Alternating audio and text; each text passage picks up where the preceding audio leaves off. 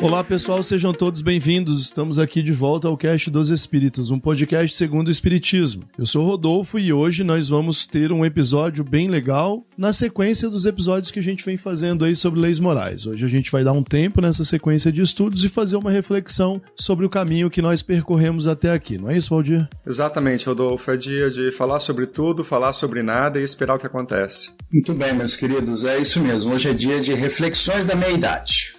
Vamos lá. Da mediunidade? Meia-idade? Tem alguém nesse podcast com meia-idade ainda? Da meia-idade. O podcast. Já deram nome pro pós-meia-idade? Não, a gente já cruzou o canal da Boa Esperança. A gente já tá um bom tanto pra dentro desse mar aí. Não como espíritos imortais. Eu me considero jovem. Um espírito imortal jovem. Se bem que um espírito imortal jovem não é, moralmente falando, uma coisa boa, segundo o espiritismo tradicional, né? Não sou eu que vou contradizer. Muito bem, pessoal. Vamos lá. Vamos começar o episódio. Muito obrigado pela audiência de vocês, obrigado pelos downloads. A gente não, como vocês já nos conhecem, sabem que a gente não tem cultivado relações muito boas via redes sociais, sabem que isso não é falta de interesse, né, na relação com vocês. A gente tem muitos problemas de agenda, tempo e etc. Esse é um projeto pessoal, feito com muito carinho, mas a gente não consegue, infelizmente, dedicar muito mais tempo ao trabalho de relacionamento aí com vocês. Seja como for, eu espero que o trabalho esteja chegando com qualidade, e a resposta que vocês dão ouvindo, fazendo o download dos episódios, tem nos deixado muito felizes, né? Para um projeto absolutamente artesanal, nós ultrapassamos aí marcas muito interessantes de downloads em vários países, inclusive, o que nos deixa muito satisfeitos e motivados para estar aqui hoje batendo um papo sobre espiritismo e os outros, né, Valdir? Exato. Vamos lá, então. Qual é a nossa pauta? Ou qual não é a nossa pauta, Valdir? A pauta é do Dayan. Ele tá tão acostumado com os episódios que o Valdir planejou, organizou. Esse é mais um, mas hoje quem o host sou eu. Exato. Fizemos ontem em segredo essa alteração aí, pra mudar um pouco só, né, Valdir? Vamos lá. Queridos ouvintes, então vamos dar início aqui a esse nosso episódio. O Valdir preparou com muito carinho para nós. E hoje a ideia é fazer uma coisa mais solta. Nós vamos trazer alguns questionamentos, vamos discutir com a intenção de refletir um pouco sobre nós, né, sobre o espiritismo, sobre o podcast, enfim, para a gente conversar um pouco mais, de forma mais solta. E aí, eu já inicio então. Vou aproveitar que o Valdir não vai ser o host hoje, vou começar com ele então. Valdir, esse nosso projeto do podcast, ele já começou, né, há alguns anos. Nós passamos por fases bem distintas até definirmos o que a gente realmente queria com o podcast, né? O que nós vamos falar, o que nós vamos discutir, né? Nós vamos dar aulinha, nós vamos bater papo, qual que vai ser o caminho. Hoje, né, o que você poderia dizer, né, para os nossos ouvintes, quem está chegando agora, quem pegou a coisa já no meio do caminho? Nós estamos aqui para defender o espiritismo ou para pensar sobre o espiritismo? O que move esse podcast? Dayan, eu acho que é muito difícil que a gente hoje seja seja considerado um defensor do espiritismo. Não pelo menos na forma como os espíritas acham que o espiritismo deve ser defendido. Você estava falando da nossa trajetória no podcast, e eu lembro das nossas primeiras gravações em que a gente escrevia um texto para ler como resposta, e ficávamos cheios de dúvida e de receio sobre sair do contexto das obras espíritas de referência em si, né? Havia coisas com as quais nós não concordávamos, que estavam escritas em algumas obras, mas considerando as obras mais importantes, a gente tentava se manter dentro de um limite bastante claro. E eu acho que isso foi mudando conforme a gente foi se sentindo mais confortável com refletir acerca do espiritismo. E num certo sentido aí, falando da minha forma de ver o espiritismo, não mais do podcast em si, eu sempre gostei da ideia de defender o texto espírita, e eu sempre fui um defensor digamos, do pensamento consolidado e escrito do Espiritismo. E essa foi minha história como espírita durante muito tempo. E até eu conseguir ter um passo atrás e ter algum distanciamento para refletir sobre o que os espíritos escreveram e sobre o que o Espiritismo propõe. Com outro olhar, custou muito esforço, custou muito tempo. Então, minha posição aqui no podcast, acho que a gente vai saber o que o Cast dos Espíritos propõe depois que nós ouvirmos nós três falando sobre isso, né? Mas a minha posição é de que eu não estou aqui para defender um espiritismo estabelecido por nenhuma instituição, seja ela a FEB, a Sociedade Espírita de Paris, o Movimento Espírita Internacional, seja o que for, né? Eu estou muito mais preocupado em refletir sobre o que o espiritismo é como uma proposta de vida ética a partir da noção de vida antes e após o corpo e de intercomunicabilidade entre os seres vivos. Só isso. O que os espíritas pensam que é sagrado ou perfeito não me preocupa muito, não. Você falou e eu estava lembrando disso, né? Eu tenho os nossos primeiros episódios, eu tenho eles aqui no computador, pelo menos aqueles que eu organizei, né? Não, acho que talvez eu não tenha todos, mas porque a gente sempre trocou arquivos e tal, eu tenho uma pasta específica, é a história, né, do podcast. Aí você falou, eu lembrei exatamente disso. Naquele começo, nós fazíamos os estudos, elaborávamos as perguntas, passávamos, né, uns para os outros, cada um respondia à sua maneira, mas de modo geral a gente tinha um texto, e você falou, e eu lembrei exatamente disso, a impressão que eu tinha lá atrás é que nós falávamos assim, nós tínhamos muitos dedos, né? Muito cuidado com aquilo que a gente ia falar, né? Para não estar fora da curva, para ver se aquilo que realmente nós estávamos expressando, apesar de ser, né, o podcast ser uma coisa nossa, que aquilo estava de acordo, ele era doutrinariamente, né, adequado, e a gente acabou mudando muito. Não para tornar o podcast algo que não seja doutrinariamente adequado, mas para colocar também um pouco o dedo na ferida, os nossos incômodos. Nós estudamos o Espiritismo como todo mundo estudou, daquela forma tradicional, um conteúdo passado para nós, ninguém refletia muito, ou quando refletia era muito pouco. Talvez nós não tivéssemos maturidade também ainda naquela época, né? Todo mundo era muito adolescente e acabou que teve o amadurecimento normal, acho que do podcast, seguiu essa mesma trajetória nossa nesse sentido. A gente começa cheio de dedos e vai se soltando, vai se sentindo mais confortável para realmente expressar aquilo que a gente vê, tanto para trazer aquelas informações que nós entendemos que são importantes, onde é confiável, né, onde a gente pode se pegar mais, mas também acender uma luz. Olha, isso aqui não está muito legal, isso aqui não é um tipo de coisa que talvez se esperaria de um espírito superior. Enfim, hoje eu vejo o podcast crítico, absolutamente crítico, um podcast espírita crítico, e não um podcast de crítica ao espiritismo, mas fazendo algo crítico. Então não é uma defesa, mas também não é um ataque, mas eu penso que é uma forma diferente de ver o espiritismo. Olha, a gente não pode ser coroinha de igreja. Não foi isso que o Kardec colocou. O espiritismo não está pronto. Se ele não está pronto, a gente tem que ficar questionando, trazer novo conteúdo, questionar mais, enfim, fazer o possível, refletir, para aí nós irmos então caminhando, melhorando, progredindo, mas especialmente eu acho que burilando o conhecimento espírita que a gente tem. Eu acho que a visão que eu tenho do nosso podcast é nesse sentido. E você, Rodolfo, que está caladinho aí nessa manhã de sábado?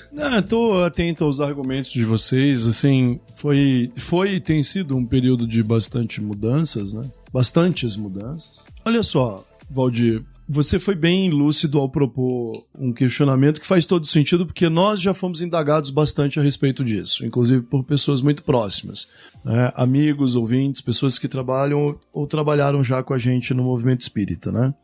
Eu não me sinto obrigado a defender o espiritismo no sentido de um movimento histórico Não, pelo menos no sentido de ser uma pessoa que está trabalhando por um grupo, né? Eu não me sinto obrigado de modo nenhum, mas eu tenho interesse em defender um certo conjunto de ideias, um modo de ver a vida, um modo de enxergar a realidade. Nós já conversamos muito sobre isso e eu sou daquelas pessoas que tá nessa por acreditar que essa ou aquela ideia corresponde à realidade. Então eu tô nessa pela verdade. Eu trabalho com o espiritismo não porque eu estou em busca, por exemplo, de um conforto na existência, consolo ou proteção espiritual ou para me sentir perto de um grupo, etc. Para mim, pessoalmente falando, as ideias básicas do espiritismo ainda correspondem à realidade que, conforme eu venho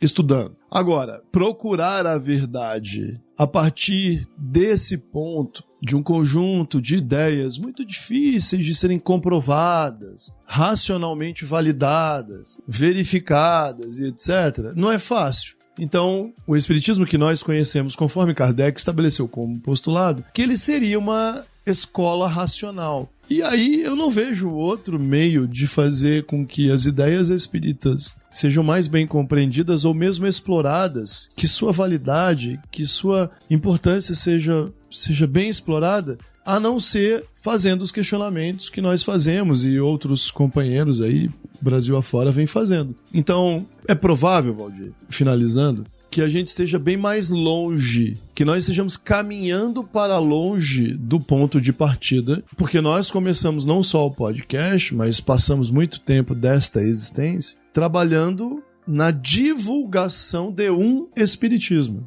Nós trabalhamos para divulgar esse espiritismo tradicional, surgido como religião. No começo eu achava que tinha surgido só no Brasil, pós-Kardec. Vejo hoje que o próprio Kardec, como nós estudamos, mudou de ideia, ou pelo menos avançou para esse caminho na transformação do espiritismo como uma religião, né?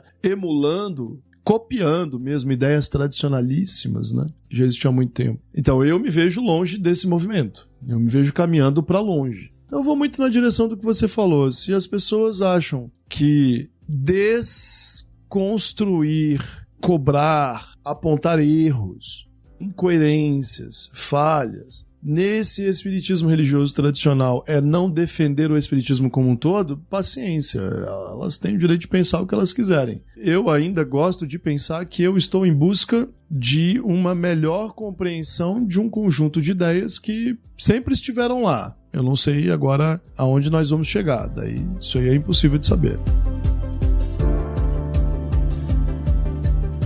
Enquanto o Rodolfo estava falando, eu me lembrei de uma figura que há muito tempo, foi a primeira vez que eu vi no Brasil, não sei se outro jornal pratica e nem sei se esse continua praticando ainda. Há muitos anos, a Folha de São Paulo tinha uma posição chamada Ombudsman. Ombudsman é um jornalista contratado pela própria revista, jornal, enfim, por aquele periódico, cuja função é analisar aquele periódico para apontar onde ele errou. Claro, como ele é um empregado da casa, ele precisa de garantias. Então, nesse período em que ele é contratado, ele não pode ser demitido, etc, etc, etc. E eu acho que, pela própria natureza das religiões, é muito difícil as religiões poderem contar com um ombudsman, um vigilante, um observador externo, né? Alguém que possa refletir sobre ela e dizer alguma coisa que precisaria ser melhor refletido. E aí, nesse ponto, eu gostaria de lembrar o ouvinte de algo que o Dayan falou, que eu acho que é muito importante para nós três. Nós não estamos aqui para atacar o espiritismo, né? Nós estamos aqui para apontar que existem alternativas de reflexão sobre o que compõe a estrutura do conhecimento espírita e que não necessariamente tem que ser a mesma reflexão que está institucionalmente estabelecida. Então, há algum tempo, no meio do ano passado talvez, nós apresentamos a nossa ideia de que o Espiritismo ou o Livro dos Espíritos é composto de uma polifonia, né? De que nós temos muitos espíritos diferentes respondendo às questões e cada um deles tem a sua opinião. E que nenhum deles em si é o Espiritismo, mas é o conjunto destas opiniões e destas manifestações, enfim. E eu acho que, pelo menos para mim, nesse ponto, a ideia de um espiritismo polifônico, um espiritismo feito de humanos que estão desencarnados ou encarnados, mas de pessoas que expõem ideias diferentes, propondo interpretações diferentes sobre a realidade, a partir de análises do seu próprio contexto e do que eles esperam que podem acontecer. Faz muito mais sentido para mim do que um livro entregue por um grupo de estrelas que caiu do céu e que entregou a verdade para um grupo de homens na França do século XIX. É esse o espiritismo que eu penso, é o espiritismo feito de humanos que possuem opiniões e que podem estar certos ou podem estar errados, mas opiniões que me são interessantes o suficiente para que eu possa parar e gastar do meu tempo, do meu escasso tempo, para ler e discutir sobre elas. Então, sabe o que eu acho? Assim, deixa eu só fazer um breve complemento. A gente tem dificuldade até de abordar o fenômeno, sabe? O que de fato está acontecendo. Não está acontecendo só com a gente, está acontecendo com todo mundo por aí. Tudo bem, todo mundo é um exagero. Está acontecendo com muita gente, é típico do nosso tempo. Mas eu acho que a gente pode ser até mais objetivo. Existe aqui uma crise com o problema religioso. O que é o problema religioso? O que é, a rigor, o problema com relação à religião? Lembra daquela historinha do tal do Espírito Emmanuel, né?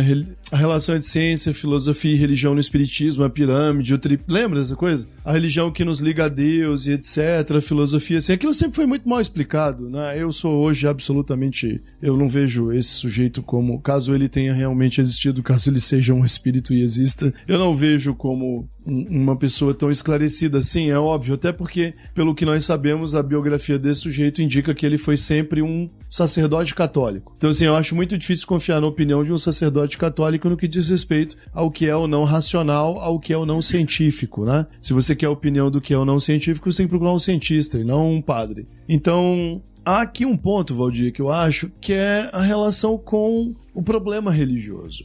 De que trata a religião com relação ao espiritismo, ou o que significa, né, ser ou ter mesmo uma religião. Então, percebe? Eu acho que as ideias espíritas não precisam nem de uma instituição e elas não precisam nem de um conjunto de rituais ou práticas específicas. Mesmo se você pensar com relação ao fato de ter uma relação com Deus, religião é a relação com Deus. Por quê? Não dá para provar a existência de Deus e a gente tem que aceitar a existência dele, né? De alguma forma, algumas coisas a gente simplesmente tem que aceitar e estabelecer com isso um tipo de relação muito íntima que não pode ser compreendida nem pela ciência nem pela filosofia. Beleza. Por que eu preciso, então, de um conjunto X de práticas, ou de um conjunto Y de pessoas, ou de uma estrutura institucional? Me parece que nós fomos educados culturalmente. Educados é uma palavra ruim. Nós fomos domesticados por séculos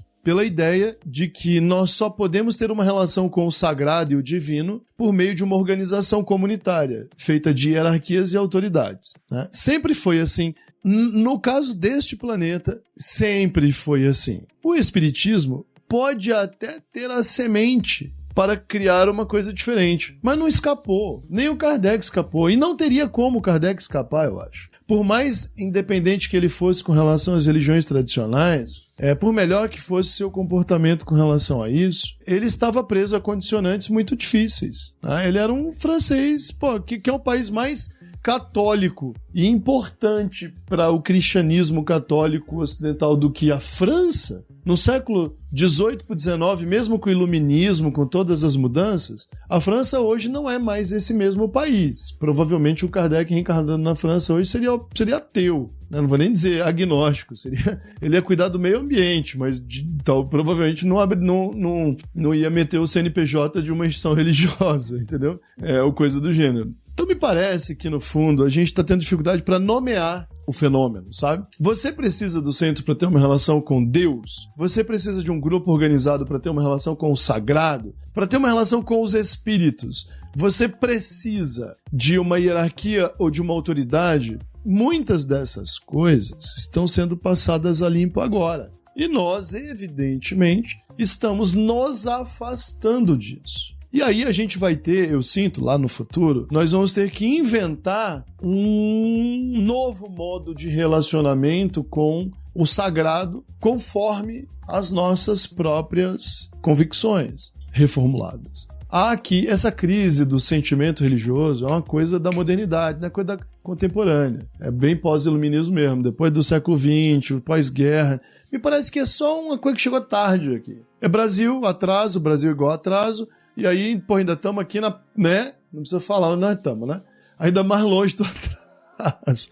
Aí demora. Me parece que nós só somos aqueles jovens adultos de meia idade que chegaram num lugar onde, sei lá, qualquer francês, alemão, holandês já chegou faz um bom tempo, entendeu? E aí nós estamos passando por um processo de deseducação histórico que é tardio, atrasado. E é natural, é normal, faz parte do mundo, sei lá, não vou nem dizer do mundo iluminado ou desenvolvido, né? É só de perceber que aquilo que nós acreditamos que era uma parte meio comum, natural da vida, é só mais uma invenção da qual a gente já não precisa mais. A gente já pode descartar, só isso. Você estava falando que é jovem. Bom, todos nós somos jovens e nós crescemos no movimento espírita, ou pelo menos quando nós iniciamos, né, os nossos estudos espíritas, não existia celular, não existia nem a internet, para vocês verem como nós somos jovens. Os nossos filhos, entretanto, cresceram já numa sociedade diferente, né?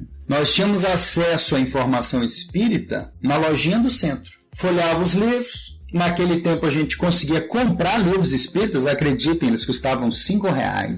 Quando era muito grande, 10. Hoje eu não sei quem consegue comprar um livro espírita, mas enfim. Essa era a informação que nós tínhamos. Livros na lojinha do centro. Né? E eventualmente nas palestras e lá nos estudos, não existia nem apostila, né? A apostila da FEB, não tinha nada disso. O pessoal se virava com o que tinha para fazer o ESD e tal, pelo menos aqui, né? Mas os nossos filhos já nasceram numa sociedade muito diferente, na sociedade da informação. Informação à vontade, né? O acesso é muito grande. Informação de ótima qualidade até a própria desinformação. As mídias sociais hoje, né, elas têm um poder muito grande. E é exatamente isso que eu quero perguntar para vocês. Na avaliação de vocês, né, as mídias sociais, elas pioraram, elas melhoraram ou elas não fizeram absolutamente nenhuma diferença na compreensão do espiritismo? Valdir, se anima a começar? Olha, Danzão, eu estava aqui lembrando de discussões, na verdade de narrativas, não são discussões, de narrativas na história do espiritismo. E o Kardec perde um tempo impressionante rebatendo padres e bispos da Europa e do norte da África que escreviam contra o espiritismo. Eles usavam o púlpito da igreja, publicavam em jornais católicos e o Kardec se dava o trabalho de copiar tudo na revista espírita e depois dizer porque eles estavam errados. Nos anos 40, 50, a campanha católica contra o espiritismo no Brasil era bastante significativa nos meios de divulgação, nas revistas, enfim, nos jornalecos de comunidade, essas coisas. E o espiritismo vivia se debatendo com isso, discutindo essas coisas. Na nossa época, já bastante recuada, de estudos, como você falou, havia a dificuldade de se conseguir alguns livros que não eram aprovados pelo selo da FEB ou do Instituto de Difusão Espírita. Eu me lembro que o centro que eu frequentava, no interior de Rondônia, tinha um lema que dizia que o conselho da FEB era feito de homens sábios, capazes de filtrar o que era errado e que ninguém deveria conhecer, porque era muito arriscado que esse tipo de informação, de qualquer informação espiritual, viesse à tona. Então, a gente só deveria ler livros da FEB. Por isso a gente não podia ler Ramatiz? Nem aquele delegado do interior de São Paulo, que eu nunca lembro o nome. Ranieri, não era Ranieri? Acho que não. E só um pequeno adendo, né? Tá cheio de jovens pesquisadores do espiritismo hoje, o que é bom, né? Mas eu me impressiono em como eles são jovens até um pouco demais, né? Digo gente que fez doutorado, tem talvez a mesma idade que a gente. A gente leu muito, cara. A gente leu tudo. E às vezes eu converso com um ou outro, né? Eles, eu não sei, esse livro do André Luiz qual é? Eu falei, pô, mas tu não leu nem esse livro do André Luiz. Fico lendo esses livros que a gente foi cavucar, não sei, acho que era as feiras de livro espírita, né? A gente comprou, porque o livro também custava R$2, R$3 nas feiras, a gente comprava tudo, né? A gente leu toda essa coisa, cara. Todos. E aí, hoje, Dayan, eu honestamente acho que a mídia social não melhora e não piora a relação do espiritismo com o espírita, ou do espiritismo com a verdade, ou do espírita com a verdade, ou seja lá qual for o ângulo que você escolher. A mídia social é um dado da realidade para mim. Como o jornal impresso era para o Kardec, como a TV foi no começo da época do Chico, é só mesmo um dado da realidade. Na minha opinião, se a gente ouve lá uma palestra de um figurão espírita falando bobagem, ou se a gente vai uma página do Facebook de outro médium importante falando bobagem, ou de alguém desconhecido falando algo legal ou falando bobagem, ou alguém importante falando algo relevante, para mim isso entra na mesma miscelânea. Existe um volume muito grande daquilo que está rodando por aí, do que é bom, do que é ruim e do que é irrelevante. Acho que o espírita das décadas passadas e dos séculos passados passou por um problema parecido, que era o saber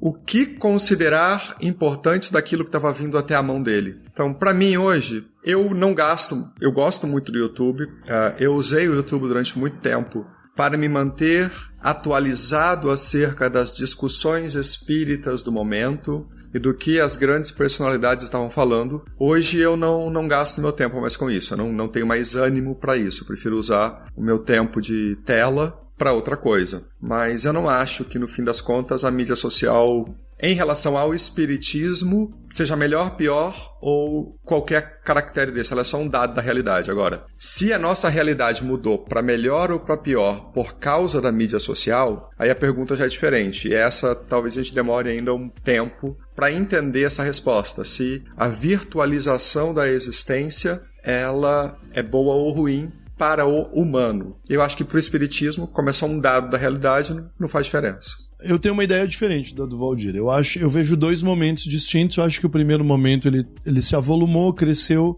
Eu não vou profetizar para saber se ele está chegando no fim, mas aí eu vejo logo à frente um segundo momento. O primeiro momento é o seguinte: eu acho que o crescimento da internet e as próprias redes sociais, além do YouTube, potencializaram a indústria cultural do espiritismo. Potencializaram. Sim, o rádio fez isso, sim, a televisão fez isso, né? Ficaram muito famosas as aparições do Chico na televisão, aquela história do pinga-fogo, né? Essa coisa toda. Aqui ou ali uma referência numa novela sempre fez bem ao espiritismo. Depois teve aquela fase das cirurgias espirituais, né? Tá aí até o filme do Zé Arigó no Netflix, né? Então, assim, matéria no Jornal Nacional, no Fantástico, falando de cirurgia espiritual, já era um novo boom atrás de... Os médiuns ganharam muita projeção com a imagem das TVs, né? Essa coisa toda. Mas o que eu vejo agora é um fenômeno que permitiu a explosão da indústria cultural do velho espiritismo. Todo mundo sempre quis uma lasquinha desse mercado. Todo mundo é um exagero, mas 90% dos promotores do espiritismo sempre quiseram uma lasquinha. Então esse fenômeno, por exemplo, que cerca os Haroldo Dutras da vida, os Rossandros Klinges da vida, e claro, o líder desse mercado ainda encarnado é o Divaldo, né? Mas hoje existem talvez aí algumas centenas de atores nesse grande mercado religioso do espiritismo e que fizeram com que a relação das pessoas com a doutrina mudasse um pouco. Portanto, que quando a gente só ouvia palestras de uma pessoa diferente quando recebia uma visita de alguém de fora ou quando mais tarde caíam os DVDs na nossa mão. De fato, com a internet isso mudou muito. E a voz dessas pessoas, antes a voz que vinha ditar pra gente uma relação com as ideias espíritas era a voz de um livro. Convenhamos, era bem mais difícil publicar. Hoje não. As pessoas assistem 10 palestras, 10 metades de palestra no YouTube toda semana. Às vezes 10 inícios de palestras, né? Então assim, qualquer pessoa, onde quer que esteja, nos rincões da Amazônia, vai assistir, se quiser, trechos de palestra no YouTube que vieram pelo WhatsApp. Então, evidentemente, ficou bem mais difícil para um instrutor local se relacionar com as pessoas da sua comunidade, porque agora a pessoa da comunidade acha que o Haroldo Dutra é uma referência, entendeu? Acha que o Rossandro Klinge é a voz que tem que ser ouvida. Se antes as apostilas da FEB, questionáveis por natureza, exerciam o papel de ser o guia onde você encontrava respostas, agora você tem uma gigantesca polifonia, porém que cresceu com dinheiro. Essa polifonia cresceu com dinheiro, então existe um grande mercado. Nós temos, por exemplo, um colega de trabalho espírita aqui, que por causa da pandemia, ele sempre foi um bom palestrante, e ele ganhou projeção nacional e hoje se senta ao lado do Divaldo no YouTube, né? Ou quando eu digo hoje se senta, quer dizer que ele já fez isso algumas vezes, né? E tem lá 100 mil likes no YouTube em palestra, sabe? 100 mil views, né? 200 mil views. É uma coisa muito poderosa. E aí, recentemente, o Valdir nos fez o favor de mandar a capa do que seria o seu primeiro livro, o livro dessa pessoa, né? E havia referências a aprender a lidar ou a curar, né? A vencer a depressão, a ansiedade, ou não sei o que lá, né? Mas só pra... A pessoa não é médica, nem psiquiatra, nem psicóloga, enfim. Então, você vê, esse tipo de business religioso podia até existir, sempre existiu. Onde tem religião tem negócio. Onde tem religião tem dinheiro. Sempre foi assim. Mas isso não só aumentou no espiritismo, como criou, eu penso, não só um novo modo do fiel se relacionar com o espiritismo, mas foi dando forma a um espiritismo diferente, mais agressivo, né? Mas o espiritismo de bem-estar, o espiritismo de bem-estar hoje convive com o espiritismo apocalíptico de uma forma que não existia. Então eu vejo os neopentecostais espíritas em guerra com os apocalipsistas espíritas. De alguma forma eles estão se relacionando. Eu acho que o Divaldo está prometido, vou prometer no ar, né? Eu vou pautar esse episódio que já está precisando, né? A gente está precisando fazer, é sobre aquilo que eu chamei de divaldismo. Eu acho que o Divaldo foi o mentor da criação de um produto inteiramente novo e de uma doutrina nova também. Uma doutrina que mistura aquela parte mais antiga, né? Nós somos criaturas em sofrimento que estão correndo para a desgraça em nome do pecado e que precisam se redimir. E aí o Divaldo, no apocalipsismo, no profetismo apocalipsista dele, mobiliza esse público. Cuidado, a regeneração tá vindo, vocês vão ficar de fora, etc. Mas tem o espiritismo de bem-estar, né? Que veja, estamos aqui, a gente vai se ajudar, os espíritos vão te consolar, vão te confortar, vão te curar e por aí vai. Nós temos solução para as coisas, sua vida vai ser melhor e tal. Então, Valdir, o primeiro momento da internet para mim é esse. Ele não só aumentou a relação entre religião e dinheiro que sempre existiu, mas ele criou características novas desse espiritismo como movimento tradicional. Segundo ponto, aí eu acho, qual é o segundo momento para mim? O segundo momento é que essa gente não deixou de ser o que ela sempre foi. E a internet ainda não descobriu. O espiritismo tradicional sempre teve características, vejam o que eu vou dizer, o espiritismo tradicional, e sobretudo de esse que está na voz de muitos dos líderes com quem nós nos acostumamos, ele sempre teve características éticas muito contraditórias, para falar assim. Pensa hoje no que significaria para um grande meio de comunicação de internet resgatar palestras do Divaldo dizendo que os autistas são suicidas, ok? Aliás, essa semana, não sei se foi essa semana, quando foi essa semana ou foi agora, há pouco tempo, qual foi o veículo de imprensa que me resgatou? Acho que foi a BBC que fez uma matéria sobre o Vale dos Suicidas. Exatamente. Perfeito. Pô, eu vi também. Isso. Você percebe? E olha, o Vale dos Suicidas, no livro da Ivone, no Memórias de um Suicida, não é aquilo que ele vira na literatura menor que veio depois, mais escandalosa, que pega mais pesado, né? Porque o Vale dos Suicidas é um lugar que existe por ele mesmo, ninguém o criou, né? Onde aqueles espíritos, em tese, iriam parar por causa do sentimento de autodestruição. Mas era um lugar permanentemente assistido. Não era um lugar de abandono. Mas quantos livros vieram depois falando sobre vales de punição e castigo como se fosse o inferno mesmo? Sabe aqueles autores menores, André Luiz Ruiz, sabe aquele pessoal que veio depois, né? Eu lembro de um livro que falava do Raul Seixas, teve alguém que se meteu a falar do Renato Russo, que no fundo esses suicidas são todos isso e aquilo. Beleza, olha, isso não é, gente, Psicografia da Ivone, né? Um livro sério. Conhecemos as polêmicas em torno do livro. A Ivone era uma pessoa muito séria, que eticamente, eu acho, inquestionável nessa relação com o dinheiro, com a indústria e tal. Pega palestras do Divaldo falando sobre autista ser suicídio. ontem, sabe? Tipo, há pouco tempo. Isso, por exemplo, é uma divinação, é o que eu chamo de divinação. É ele bancando o adivinho espiritual do karma coletivo, né?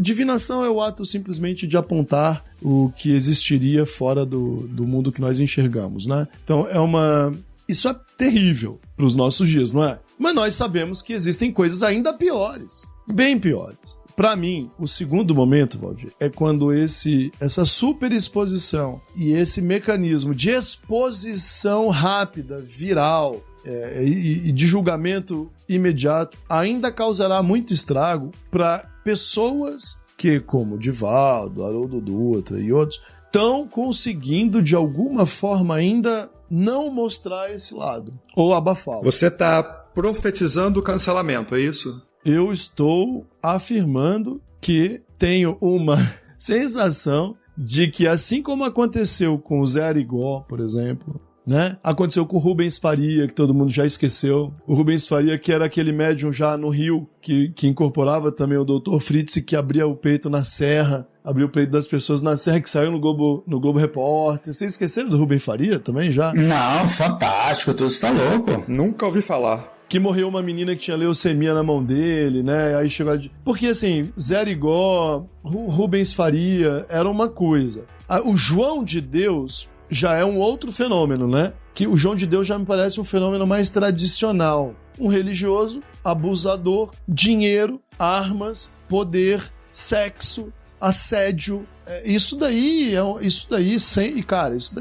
esse tipo de tragédia é parte do cardápio das religiões tradicionais. Então, e outro, o João de Deus, assim, quem já tinha fuçado por ali, conhecia essas histórias de longa data. Mas beleza, vamos deixar isso pra lá agora. Pra mim, o segundo momento é: o espiritismo tradicional não resistirá por muito tempo, porque, por exemplo, os jovens que convivem com esse mundo da informação, Valdir, não vão assimilá-lo. E eles já sabem disso. Meus filhos não aceitam. Eles ouvem. Meus filhos não gostam quando eu leio o Evangelho. A gente vai falar disso depois, né? Eles não gostam das expressões, dos termos. Eles acham demais. Eles acham fora de... Eu falei, pai, não dá pra ler isso daí. Eles falam, não vou ler isso daí. Imagina, por que eu leria isso daí? É inaceitável, entendeu? A palavra mulher nem tá nesse livro aí. A não ser pra dizer que ela tem que ser boazinha e obediente, entendeu? Então, assim, já não querem. Que dirá achar uma palestra do sujeito falando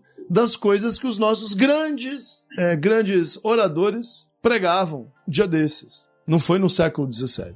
Enfim, então acho que as redes potencializaram o mercado religioso do espiritismo. Elas terão um grande papel no segundo momento, que é o de matar o sangue velho dos avós. Lembra da poesia do Zé Régio? Corre nas vossas veias o sangue velho dos avós, e vós preferis o que é fácil. Eu acredito que a internet terá esse papel positivo. Eu espero, para não dizer que eu estou profetizando, eu gostaria que tivesse, e isso ficará por conta dos mais novos. O lado positivo é que estamos aqui, né? Estamos aqui, é verdade, exatamente. Estamos aproveitando aí a tecnologia. O Rodrigo Faria tá lá, o Rodrigo Farias, o Saulo, né, tá lá no Rio, assim, vários outros grupos espalhados pelo Nordeste, o pessoal lá do grupo de Fortaleza, conversei com o nosso amigo lá de Recife outro dia. Depois a gente pode até deixar linkado no episódio, né, podcasts e YouTubes desse pessoal aí que tá fazendo um esforço danado. Não tá todo mundo no mesmo barco. Enfim, acho que é isso. Show. Perfeito.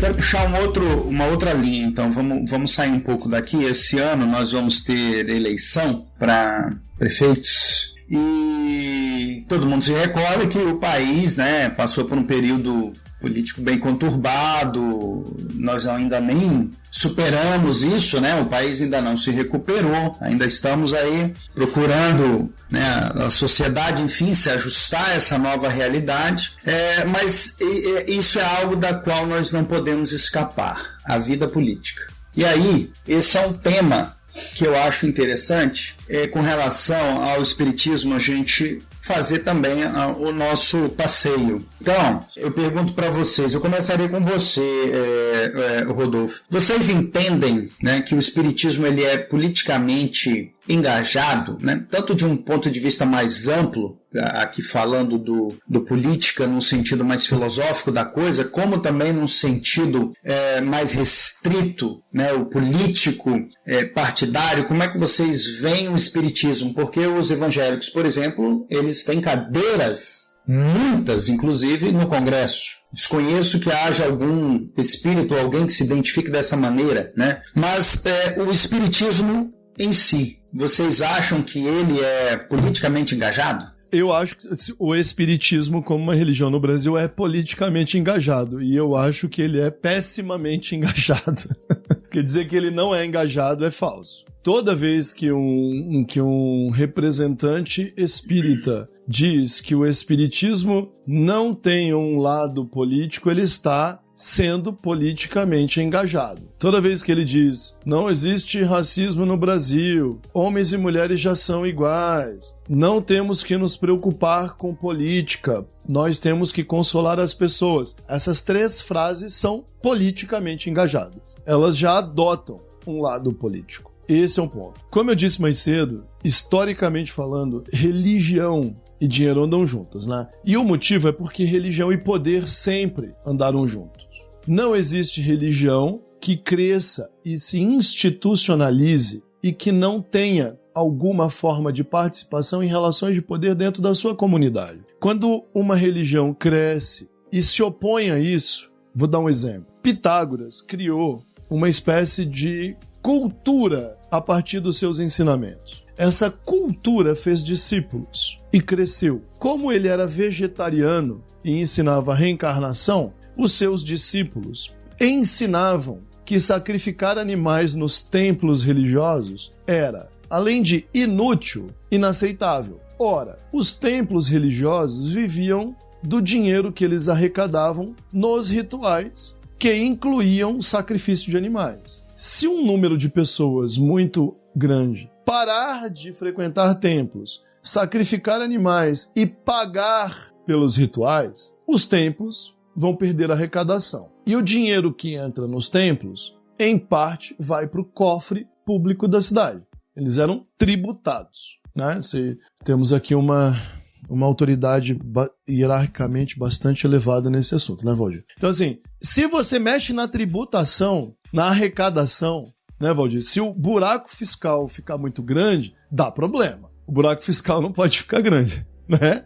Então os cobradores virão atrás de você. O Pitágoras foi expulso da região onde ele vivia, né? Que não era muito longe, por exemplo, de onde surgiram os outros primeiros filósofos, como por exemplo, o próprio Tales de Mileto, Demócrito e etc. Ele foi expulso da região onde ele nasceu e cresceu, Samos, e foi para o sul da Itália por causa disso. Depois que ele morreu, todos os discípulos dele foram perseguidos e mortos, muito por causa disso. Aí já havia até um culto em volta, né? Até uma religião, o pitagorismo e tal. A religião exagera, mas enfim, de todo modo, que ensinavam essas coisas. E essas coisas eram contra a religião oficial. Então, quando uma religião, por exemplo, o espiritismo que nós conhecemos, não lida com dinheiro, não pode fazer prosélitos, não pode, né, não se mete nisso, não se mete naquilo. Mas desde que ela tem um organismo centralizador, uma FEB, ou uma USE, ou uma federação dentro do Estado que acaba crescendo muito, e esse presidente, chefe, seus representantes têm assentos, e eles começam a aderir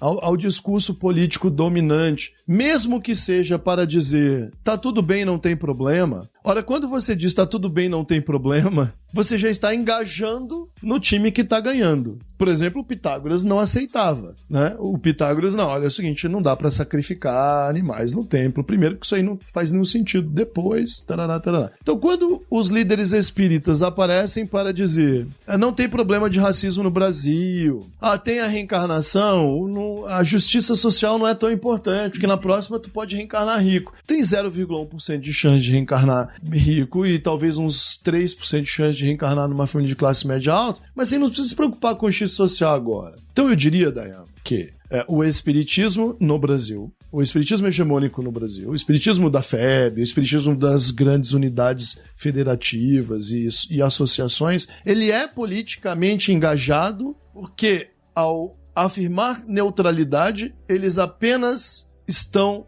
afirmando que não querem ficar fora, eles não querem deixar de sentar à mesa com a política dominante, ok? Se a sua pergunta se referir ao seguinte, mas as ideias espíritas na sua origem nos levaríamos por um outro caminho, eu te diria, mas me parece óbvio. E aí, eu não sei, aqui no meu estado, eu não sei se eu posso falar nos outros estados, os ouvintes poderiam nos dizer. Eu me lembro que uma vez, a última vez com que eu conversei com um presidente da FEB, era um senhor, ele era ex-militar, eu não me lembro o nome dele, não faz muito tempo, faz uns 5 anos, 4, 5 anos, não sei se ainda é o mesmo. Mas eu fui falar assim pra ele, cara, a gente sente falta, né, do espiritismo mais próximo, de certas pautas. A FEB foi lá, contra a pena de morte, tudo bem. A campanha contra o suicídio, quem é contra? Depois veio o lance do aborto, mas as mulheres não participam, nem ninguém ouve a opinião delas. Isso aí já... Aí eu falando pra ele assim, e outra, vamos aumentar esse leque. Que tal campanha contra a fome, a pobreza, né? Fui falar isso daí. E aí eu falei, olha, a Igreja Católica, que a gente tanto reclama, ela é grande o bastante para conter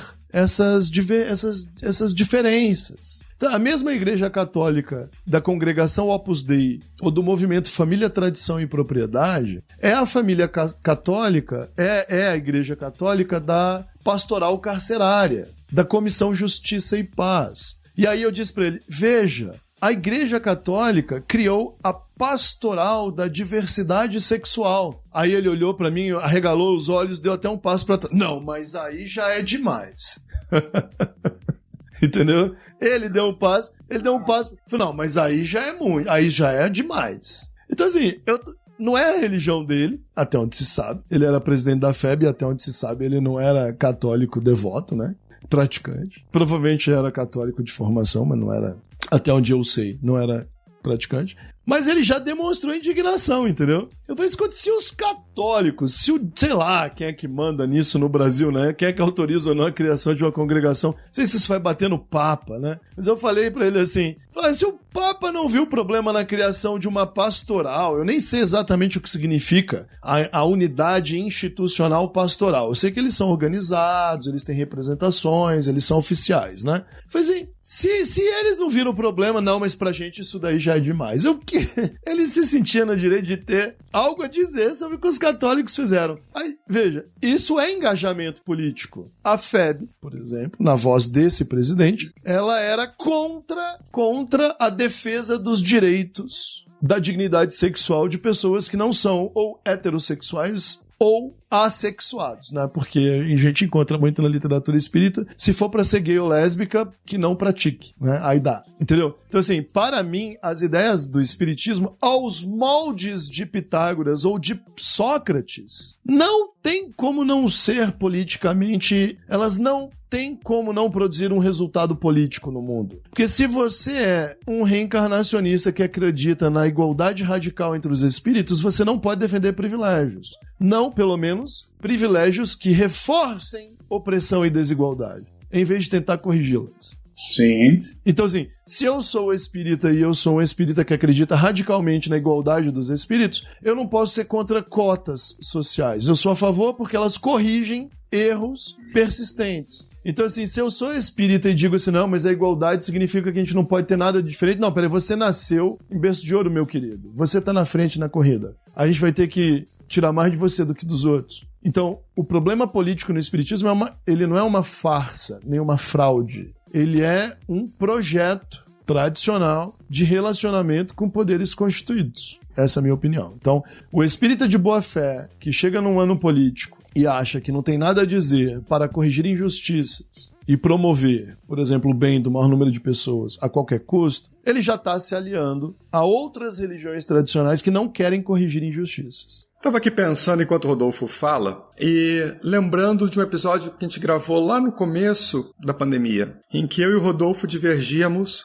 acerca de um aspecto. Na época, eu dizia que, na minha percepção, em nenhuma hipótese é legítimo utilizar a palavra religiosa como argumento na arena pública. Eu não posso ir com o evangelho para o Congresso para decidir qual é o voto que vai ser dado no Congresso a partir daquilo que eu acredito, ou daquilo que eu prego como religião. Na minha percepção, isso é um dos meus radicalismos. Eu não acho que em nenhuma hipótese a gente deveria fazer uma defesa de uma pauta pública a partir de um preceito religioso. Por causa disso, não tem como o espírita não ser evangélico. Ó. Bom, o espírita é muito mais próximo de um evangélico neopentecostal radical do que ele acredita que é. Não tem como ele não ser um religioso, porque na hora em que ele vai fazer escolhas, ele não pensa nestas escolhas a partir da sua condição de um cidadão. Ele pensa naquilo que ele acha que vai agradar a Deus, naquilo que vai fazer os espíritos mais felizes. Então, nunca é um ponto de partida para ele na reflexão sobre uma questão pública, aborto, sexualidade nas escolas, distribuição de preservativos, mudança de, sei lá, algum tipo de cirurgia que possa alterar a constituição essencial do indivíduo, alguma coisa assim. Ele nunca pensa em quais são as consequências e quais são as causas comunitárias pelas quais este assunto deve ser discutido. Ele para e pensa primeiro, Deus gosta disso? Tá certo ou tá errado? E aí ele vota. E aí ele decide. Então, o espírita não é nem de perto alguém racionalmente capaz de tomar uma decisão comunitária. Porque ele não pensa na questão proposta. Ele pensa primeiro se Deus quer ou não. Se aquilo que ele acha que Deus quer está ali escrito, ele concorda. Se ele acha que aquilo que está ali escrito é contrário à lei de Deus, ele discorda. É óbvio que essa não é uma posição estritamente espírita, né? Essa é uma posição religiosa, mas eu não consigo imaginar, por exemplo, um espírita que seja capaz de pensar no bem da comunidade e não na vontade de Deus. Ele não pensa naquilo que é melhor para os seus concidadãos. Ele não pensa naquilo que é melhor para a evolução da comunidade, da sociedade, enfim. Ele pensa naquilo que é certo ou errado, moral ou imoral. E ele não tem condições e não tem instrumentos, na maior parte das vezes, para pensar de uma forma diferente. Ainda que você diga para ele, olha só, se eu fizer uma liberação de, sei lá, consumo de drogas, o número de mortos e de viciados, etc., tende a diminuir. Não porque isso é errado, Deus não quer, é proibido. Então o espírita não é capaz, em regra, de uma reflexão. Ele é capaz apenas de uma normatização. Ele entende uma norma que foi ensinada para ele e é capaz de aplicar esta norma num contexto, mas ele não é um ser que reflete. Isso é muito radical, Valdir. Eu sei. Não, eu acho que o Valdir, assim, a opinião dele parece muito radical, mas eu acho que, assim, eu citei a Igreja Católica, né, por exemplo. Nós não temos um movimento histórico dentro do espiritismo tradicional brasileiro, ou dos espiritismos tradicionais brasileiros, de politização de seus membros. Nem que seja para compreender a sua realidade. Ele compreende sua realidade lendo romance espírita. E é isso que os católicos, por exemplo, têm de bom para nos ensinar nesse sentido. Por isso que as pastorais, as comissões justicipais, etc., são importantes. Elas pegam o mesmo adolescente que está lá na catequese, e ele faz uma aulinha no domingo lá com o pessoal que vai lá visitar presídio. Não, Rodolfo, lá no nosso centro a gente distribui sopa no presídio, dá passe também. Gente, tá muito longe de ser a mesma coisa. Esse pessoal estuda, tá? Assim, eu não sei se vocês conhecem essas pastorais, por exemplo. O pessoal estuda muito, entendeu? Interage com outras organizações, compõe conselhos, participam de debates. Não é tão simples assim. Se você ir no seu centro de boa fé, vai visitar um presídio, hospitais, né, sanatórios, manicômios judiciais, etc., que bom. Isso não é ruim. Ótimo. Agora, não é só indo visitar, dar comida ou prestar assistência que você entende um mecanismo social que mantém aquelas pessoas presas numa situação insuperável de exploração, de inferioridade. Assim, vou terminar aqui para dar só esse exemplo. Eu, Rodolfo, ainda fiz trabalho assistencial em hospício. Eu ainda fiz. Deu tempo de eu fazer. Que eu digo deu tempo de eu fazer, por que eu disse isso? Porque essas instituições foram fechadas no Brasil em sua enorme maioria. Para alguém vivendo na Amazônia, como espírita, que fazia trabalho assistencial em hospícios e sanatórios nos anos 80 ou 90, aquilo sempre continuaria existindo. Mas parou de existir. Voltando um pouco no tempo, nós temos livros espíritas que falam de obsessão em pessoas com doença mental em sanatórios nos anos 10, 20, 30, 40, 50, 60, 70. Parou de ter. Por que parou de ter? Por causa do movimento antimanicomial. Nós passamos a considerar barbárie aprisionar pessoas por causa de doenças mentais. Primeiro. Depois, a ciência da saúde mental mudou bastante. Melhorou muito também. Mas primeiro veio o reconhecimento da indignidade do encarceramento de pessoas com doença mental, ok? esse movimento não veio de nenhum espírita, assim, eu não me lembro, embora a gente tenha obras dizendo, olha, a gente não pode maltratar as pessoas, mas não havia, nunca houve, um movimento organizado de dentro dos centros espíritas pra gente não pode, vamos desencarcerar essas pessoas. De onde esse movimento veio? Ele veio do direito, da ética, eu sou obrigado a reconhecer, eu sou obrigado a defender o meu ponto, né? Ele veio da filosofia, veio do Michel Foucault e de seus colegas. Por que a gente encarcera pessoas com doença mental? Isso veio da filosofia, de uma filosofia recente agora, do século XX. O livro do Michel Foucault, A História da Loucura, teve um papel enorme. Ele não foi o primeiro, claro, né? Houve grandes responsáveis, médicos e médicas no Brasil. A dona Nise da Silveira, por exemplo, uma das maiores cientistas da história do país, que está lá desde 1000 anos. Mas, assim, não veio do espiritismo. E esse é um movimento sociopolítico. Então, assim, eu trabalhei em hospício e eles sumiram. E eles sumiram por causa de ação social, política e cultural de cientistas, pesquisadores e religiosos. Então, assim, hoje você pode estar aí nos ouvindo e pensando, cara, mas eu faço coisas boas. Nós não estamos dizendo que você não faz. É que sem estudar, sem debater, sem questionar, você pode, de boa fé, estar dando comida e até algum conforto espiritual sem mover uma palha para mudar o cenário que mantém aquelas pessoas na miséria. No fundo, você pode ser uma das pessoas que está ajudando a manter aquela opressão, em vez de apontar o dedo e dizer, gente, isso aqui tem que acabar.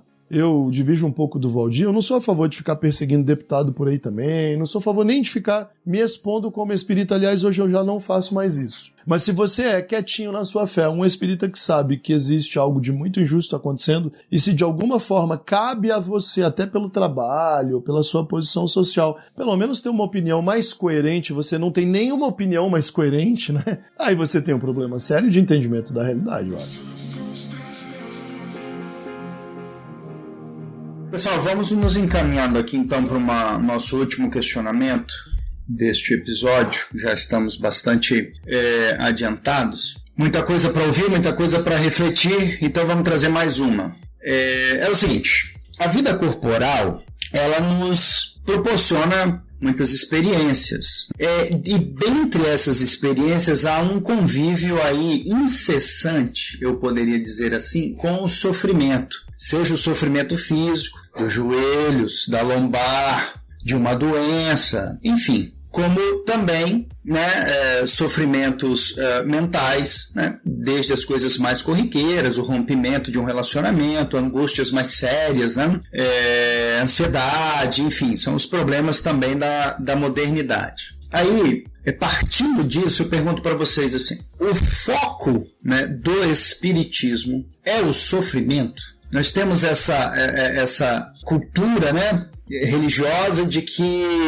o sofrimento faz parte. Me parece que o espiritismo não foge muito disso, né? Se nós estamos em provas e expiações, é melhor a gente não esperar que não vá sofrer. Mas vocês acham que esse é o foco do espiritismo? É o sofrimento? Valdir, você quer começar, príncipe? Começo, sim.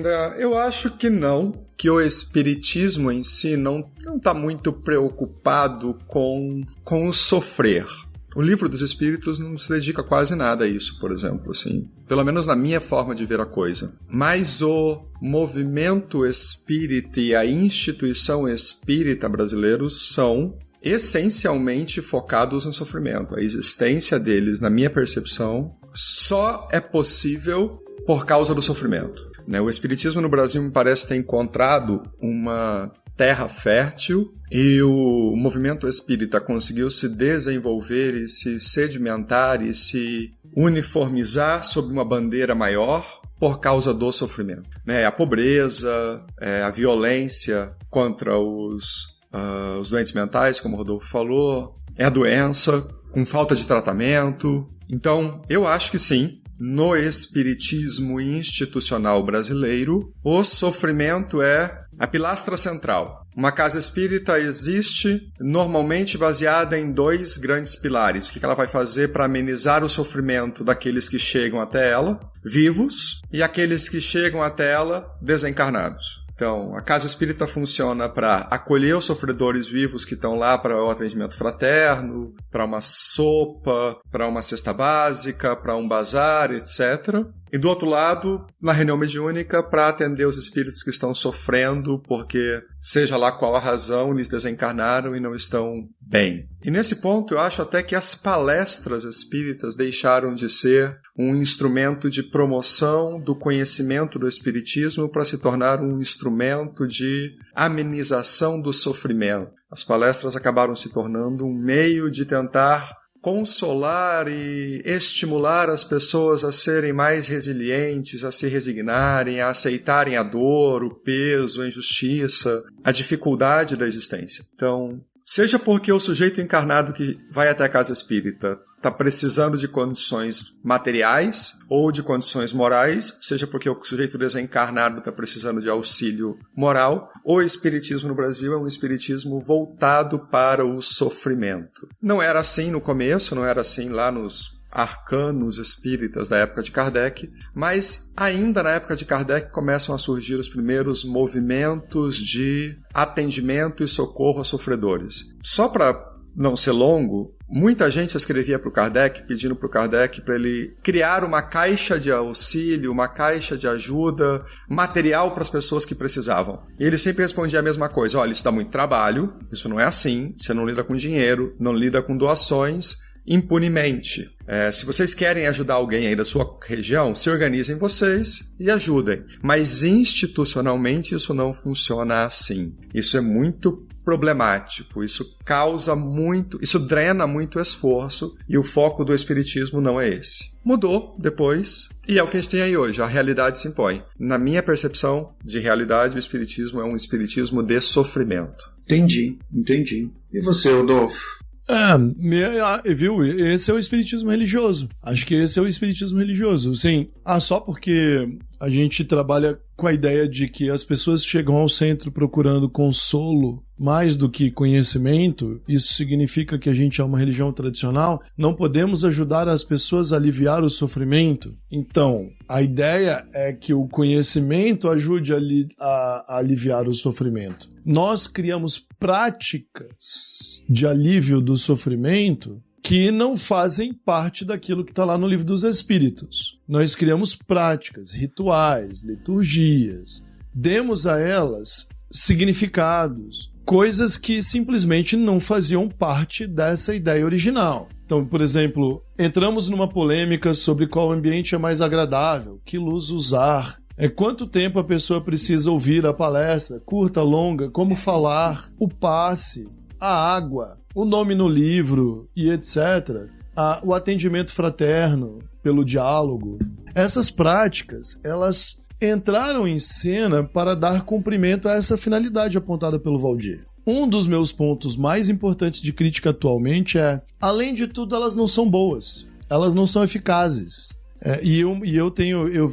O que eu tô falando aqui totalmente de opinião pessoal, né? Mas óbvio, falando de opinião pessoal como alguém que passou a vida inteira se beneficiando delas e depois sendo autor, responsável por elas, em parte. Eu não sei se elas cumprem nem esse papel. Elas cumprem um bom papel de manter as pessoas presas ao centro. Mas eu não sei se elas realmente são muito boas, por exemplo. Veja lá, agora falando dos evangélicos, né, Valdir? O Alcoólatras Anônimos foi inventado por evangélicos, né? E aquela coisa que a gente vê muito em filme, do pessoal ir pra igreja fazer roda de conversa. Você tem lá um instrutor e tipo, grupo de homens, aí os caras falam lá, eu bato em mulher, o outro também bate, aí eu não quero mais bater em mulher.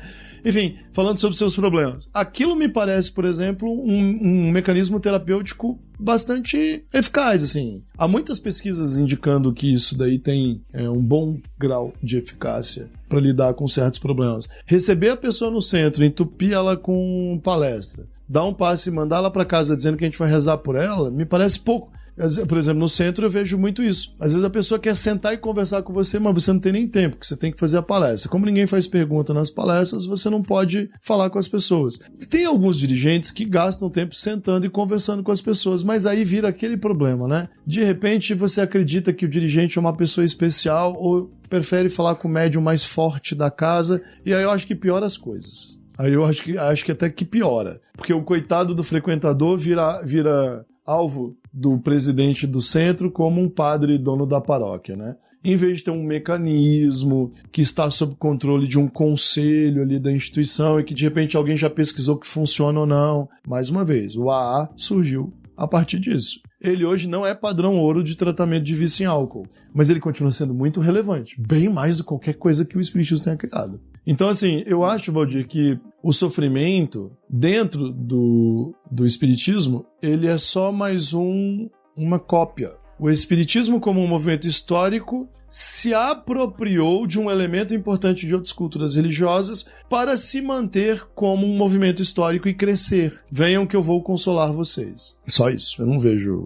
nada muito mais do que isso, não. Deixa eu só dizer mais uma coisinha a respeito desse negócio do sofrimento, né? A gente tem estudado bastante o budismo e tal, a gente conhece a importância que tem, por exemplo, a ideia de sofrimento para o budismo como teoria. E o sofrimento para o budismo, ele tem a ver com o reconhecimento de uma realidade, né? A realidade dos indivíduos, enquanto estamos aqui parando para pensar nisso, é a realidade de uma criatura que está sempre sofrendo, e esse sofrimento é motivado por suas próprias ilusões, mais por suas próprias ilusões do que pelo constrangimento externo. A realidade exterior não vai te obedecer, não vai fazer o que você quer, e isso vai causar em você respostas que tendem a ser sempre na direção do sofrimento. Entender a realidade exterior e como você reage a elas é a escola básica do budismo. Para o espiritismo, isso também é verdade, de certo modo. A realidade não está aí para atender aos nossos interesses, e nós, como espíritos em processo evolutivo, vamos por muito tempo lidar muito mal com as restrições impostas pelo ambiente externo e as restrições impostas pela nossa falta de capacidade de lidar com as frustrações, os desejos e etc. Porém, a compreensão que o espiritismo, aquilo que o espiritismo ensina acerca da nossa individualidade é um tanto quanto diferente. Na verdade, eu acho que é bastante diferente, né, Valdir? Então, assim, a sensação que eu tenho é que o espiritismo coloca nas nossas mãos um superpoder que o budismo não coloca nas mãos das pessoas. Primeiro, o reconhecimento absoluto da individualidade. Depois, o reconhecimento absoluto da individualidade como uma imortalidade indestrutível. E depois, o reconhecimento absoluto de que essa individualidade que é só sua e que é indestrutível no tempo e no espaço, também será perfeita, invariavelmente, com o tempo. A soma de todos esses elementos faz com que o foco do aprendizado espírita no Livro dos Espíritos não seja voltado para o reconhecimento do sofrimento, e sim com o aprendizado das virtudes que vão automaticamente libertar dele. Quando a gente insere os elementos religiosos dentro do espiritismo, a gente cria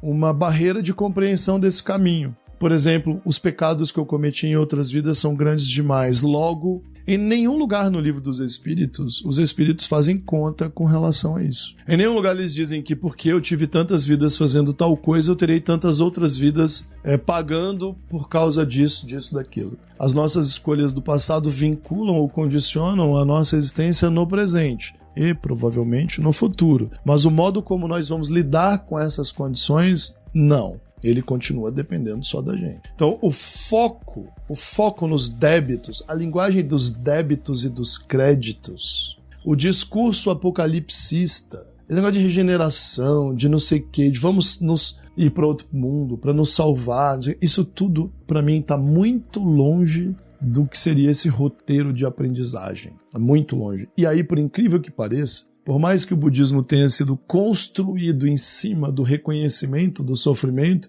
ele lida muito melhor, ele é mais leve e suave. A impressão que eu tenho é que o cristianismo como um todo e o espiritismo também, ele sendo normativo, né? Tu deves, o certo e o errado, não sei o quê, ele é muito mais duro, pesado, em alguns pontos até cruel. Eu venho, Valdir, eu tenho muita dificuldade recentemente de relacionar o tal do mestre do amor e o príncipe da paz com todo o resto do discurso religioso cristão ou espírita, sabe? Eu simplesmente não tenho conseguido enxergar. É um tal de, você fez isso, vai acontecer aquilo, com não, mas Jesus te ama, assim, daí eu vou pro inferno do mesmo jeito, eu vou pagar por isso, eu vou... Não, mas ele tem muita misericórdia, ele vai te salvar. Aí vem o espiritismo e diz, não, ninguém salva ninguém. Então por que tu tá jogando essa conversa pra cima de mim? Pensa em Jesus. Ué, mas Jesus não vai me salvar. Me falta, eu sinto, Dayan, que falta, na praxis espírita, na prática religiosa espírita, eu sinto que o fiel espírita é uma criatura ainda à deriva, entendeu? Se ele não pegar uma boia que jogaram do iate, né, para ele ser arrastado junto com o iate que vai passar pelo buraco da regeneração, ele não tem com o que se apegar, cara. Ele fica, esse crente do centro ali, ó, ele fica meio, quem sabe um benfeitor apareça e me dê um alívio. Galera, queridos ouvintes, então encerramos por aqui, esperando que vocês possam aproveitar esse conteúdo, e deixo aí então Valdir e Rodolfo para fazer a sua despedida. Uma alegria enorme, sábado meio friozinho, com um sol lindo e céu azul. Um abraço para todo mundo. Até mais, galera, nos vemos nos próximos episódios, que todos possam ser muito felizes lidando com seus próprios sofrimentos por aí.